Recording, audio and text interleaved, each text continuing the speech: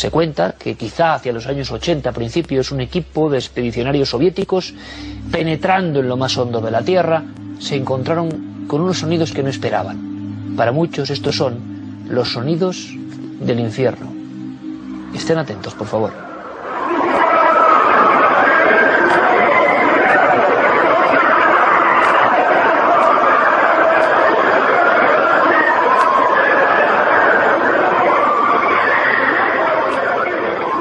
Estos son los sonidos del infierno, por lo menos es lo que se ha publicado. Que un grupo de investigadores en una zona inhóspita de Siberia penetró con sus perforadoras y, según declaraciones de un tal doctor Azakov, y esto se publicó en Medio Mundo, a unos 14,4 kilómetros, estoy dando los datos concretos, repito, que se hicieron públicos en su momento. No tienen por qué ser reales, o sí, ahora vamos a descubrirlo. Esa operación se encontró con una zona donde ese taladro entraba mucho mejor. No sabemos por qué ni por qué no, pero la leyenda o la verdad decía que el equipo del doctor Azakov puso unos micrófonos. La temperatura subió muchísimo, llegó a los 1000 grados centígrados.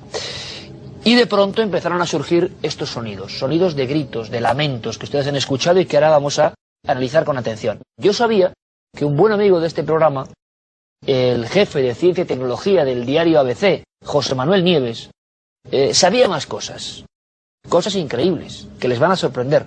José Manuel, como siempre, buenas noches. Buenas noches, Iker. Esta historia, lo hablamos tú y yo muchas veces, ¿verdad? Es difícil de superar en cuanto a todo el componente cinematográfico, sí, casi que tiene, ¿verdad? Parece un guión hecho, es profeso para ser llevado al cine o algo así, sí. Y un guión que yo creo, José Manuel, que además tuvo mucho impacto y lo sigue teniendo. Porque para mucha gente, y esto es lo importante, esos sonidos que ahora vamos a analizar se convirtieron en una causa de fe. Sí, sí, absolutamente.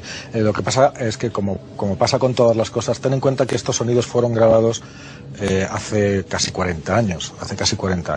El experimento científico o el trabajo científico al que hacías referencia es real. Claro, esa es la primera, que yo creo que ya me quedé aquí diciendo, ¿cómo, José Manuel, que no es leyenda urbana? ¿Que no se lo han inventado unos tipos? No. No, lo que es real y forma parte de un proyecto ambiciosísimo que se hizo en la antigua Unión Soviética. Sabes que los soviéticos se caracterizaban por hacer proyectos majestuosos, muy grandes, y desviaban ríos y colocaban, ahora este lago me lo llevo a otro lado. Bueno, pues uno de estos grandísimos proyectos de la Unión Soviética querían perforar la corteza terrestre. ¿Con qué objetivo? Ni más ni menos. Pues para hacer estudios geológicos, querían llegar concretamente. La corteza terrestre es una capa muy delgadita, pero que tiene entre 35 y 70 kilómetros de espesor según las zonas del mundo, ¿no? Entonces, en la península de Kola, en Siberia, el espesor de la corteza es de 35 kilómetros. Entonces ellos querían perforarla completamente para llegar hasta el manto terrestre. Es una zona de transición entre donde se acaba la corteza y empieza el manto, que se llama Mojo. Es un diminutivo de la zona de Mohorovicic, que se llama Mojo. No lo consiguieron porque se encontraron con dificultades técnicas a bastante menos profundidad de 35 kilómetros, ¿no? A 12 kilómetros y 300 metros, una cosa así, tuvieron que dejarlo. Pero una cosa, José Manuel, que esto es muy importante, y dime. Me gustaría además que viéramos alguna imagen. Este lugar existe y este proyecto es real, y esto pasó de verdad. Ahora vamos a ver qué son las voces. Esto es lo que estabas hablando, el pozo de Kola. Claro, exactamente. No solo existe, sino que es un proyecto científico, un proyecto geológico que duró más de 20 años. Es decir, duró desde el 24 de mayo de 1970, que fue cuando se empezó a perforar, y se fue cerrado completamente, o sea, clausurado el proyecto en el año 92. Pero se dejó de perforar un par de años antes, en el 89. Y ya te digo, a la profundidad que antes hemos dicho, ¿no? A 12.260 es una barbaridad, es mucho más del Everest hacia abajo, ¿no? Claro, no, de hecho, es la mayor perforación que se ha hecho hasta día de hoy. Es decir, aunque hayan pasado 40 años, no se ha conseguido llegar más abajo, perforando. Y tenemos las perforadoras, me gustaría que viéramos algún detalle de esos gigantescos taladros. Entonces la historia es que este equipo existe. Al parecer alguien es indiscreto en aquella época. La historia, creía mucha gente que era del año 90, 91, se hace pública en internet en el 95. Eso es una perforadora, claro. Efectivamente. ¿Esto qué es? Esto es un taladro, esto es una broca con una serie de taladros con puntas de diamante que se utilizan para perforar las rocas. Son parecidas a las tuneladoras que hacen los túneles del metro, ¿no? Lo que pasa es que esto es hacia abajo. Y claro, imagínate bajar eso más de 12 kilómetros. Perforando continuamente, ¿no? Vale, y nos cuenta la gente de la leyenda, la información que creíamos completamente apócrifa y que es real, que llega un momento, llega una distancia de perforación donde encuentran un gran calor. Y entonces deciden cómo grabar. Aquí hay muchas dudas. Pero también hablando con miembros del CSIC, el doctor Balbuena, geólogos, y diferentes especialistas nos hablaban que sí, que se han hecho grabaciones. Vamos paso a paso, que se ha grabado esas profundidades. Vamos paso a paso. No sabemos si este sonido efectivamente se grabó o no se grabó. Ten en cuenta que durante 20 años pasan muchos científicos y hay de todo. Entonces este doctor al que hacías referencia, que fue el que hizo las primeras declaraciones de que eran los sonidos del infierno, pues puede que dijera la verdad, o que él pensara que dijera la verdad, o puede que no. Grabaciones geológicas son bastante comunes, se hacen muchas veces. De hecho, hay grupos en Japón y grupos en Estados Unidos que utilizan las grabaciones para, digamos, escuchar el sonido de las placas tectónicas, ¿sabes?, sobre las que están los continentes, porque toda la corteza terrestre está rota en distintas placas que se mueven e interaccionan entre sí. Es decir, se chocan, se rozan, y genera un sonido, se superponen, claro. Entonces, esos sonidos, lo que están intentando es ser capaces, a partir del sonido, de predecir los terremotos. Luego está el tema de por qué se pararon las excavaciones, las perforaciones. Entonces, hay dos versiones. La versión científica y técnica, que es la que yo puedo aportar. La cuestión es que se encontraron con casi el doble de la temperatura que ellos pensaban encontrarse a esas profundidades, y los instrumentos sencillamente no aguantaban. Claro. Entonces hubo un momento que intentaron lo que pudieron y tuvieron que suspender porque no les aguantaban los instrumentos, tuvieron que parar, y pararon a esa profundidad. Y luego surge la leyenda, ¿no? Y luego está la leyenda. Entonces, según la leyenda, que además fue difundida por algunos de los geólogos, como este doctor que tú citabas antes, dijeron que no, que el motivo no había sido ese, que no había sido un motivo técnico, y no es más que el proyecto original de la Unión Soviética no era perforar la corteza terrestre, como de hecho era, sino buscar el infierno, o sea, encontrar una prueba imagínate a los soviéticos buscando el infierno. Bueno, pues se llegó a decir incluso eso, ¿no? Y que no solamente lo habían intentado, sino que lo habían conseguido. Vamos a volver a escuchar esto, y quizá incluso, José Manuel, Yo he tenido ocasión de escuchar algún otro sonido geológico, digamos. Eso es lo que te iba a comentar. Y tiene un cierto parecido en algunos aspectos, no hay dos puntos iguales, pero lo que yo he oído otras veces son, pues imagínate, chirridos, que pueden ser muy bien la explicación lógica de estos gritos. Vamos a una cosa, vamos a escucharlos, ¿te parece? Que la gente lo escuche, la grabación en completo, y luego tú me comentas qué podría ser, si esto realmente pertenece a esa grabación concreta que se hizo en el Pozo de Kola, en Siberia, entre los años 70 y 1980 aproximadamente. Escuchamos, por favor, muy atentamente. Estos son los sonidos que dieron la vuelta al mundo, llamados sonidos del infierno por parte de un equipo de investigadores reales soviéticos.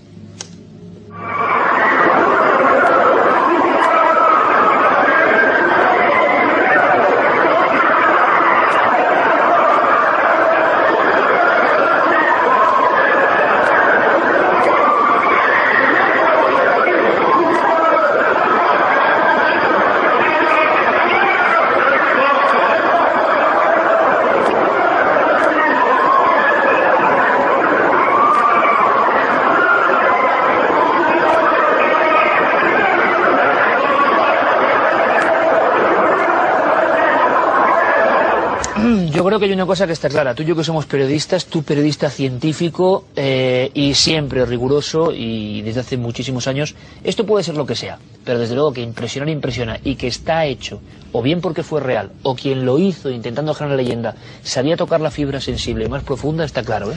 Ten en cuenta que después estos sonidos han sido utilizados por sectas, por congregaciones, por fundamentalistas de distintas religiones como una prueba científica, lo digo entre comillas, de que el infierno existe. Y mucha gente lo creía, tenían algo los sonidos eran como tan reales que... Sí, lo digo porque ahí también hay un factor importante de distorsión de esto, ¿no? Sobre el origen. No sabemos exactamente este doctor quién eran y en qué pensaban y qué es lo que creían, ¿no? La cuestión, José Manuel, es ¿a qué se puede parecer esto? Clarísimamente escuchamos gritos, alaridos, lamentos, y una cosa muy curiosa, si uno quiere hacer una broma burda, lo hace y punto, como hablamos muchas veces con las psicofonías. Esto tiene una pátina de algo que desde luego, si quiere asustar, da el efecto, porque es muy real, muy raro, tampoco es exagerado, es... Y claro, cuando se empezó a difundir en algunas emisoras de países del orbe soviético, pero que había más libertad, causaron un impacto de inmediato. Estados Unidos. En Estados Unidos es donde llega el momento álgido, ¿no? Claro, en Estados Unidos...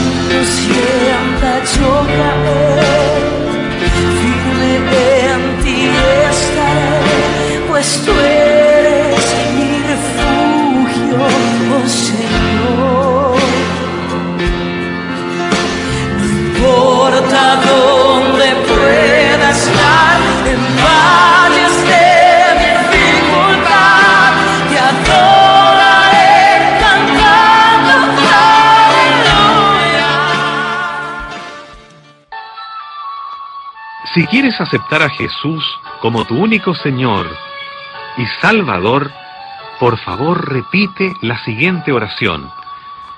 Señor Jesús, te pido perdón por mis pecados. Creo que moriste y resucitaste por mí. Te acepto como mi único Señor y Salvador, y quiero servirte hasta el último día de mi vida. Inscribe mi nombre en el libro de la vida. Ayúdame día a día a vivir como tú quieres, amándote a ti por sobre todas las cosas y a mi prójimo como a mí mismo. Llévate mis cargas, mis problemas, mis temores, enfermedades, cambia mi llanto y tristeza en gozo y alegría, y ayúdame a leer las Escrituras y a orarte a ti todos los días. I heard there was a secret chord David played and it pleased the Lord. You don't really care for music, do ya?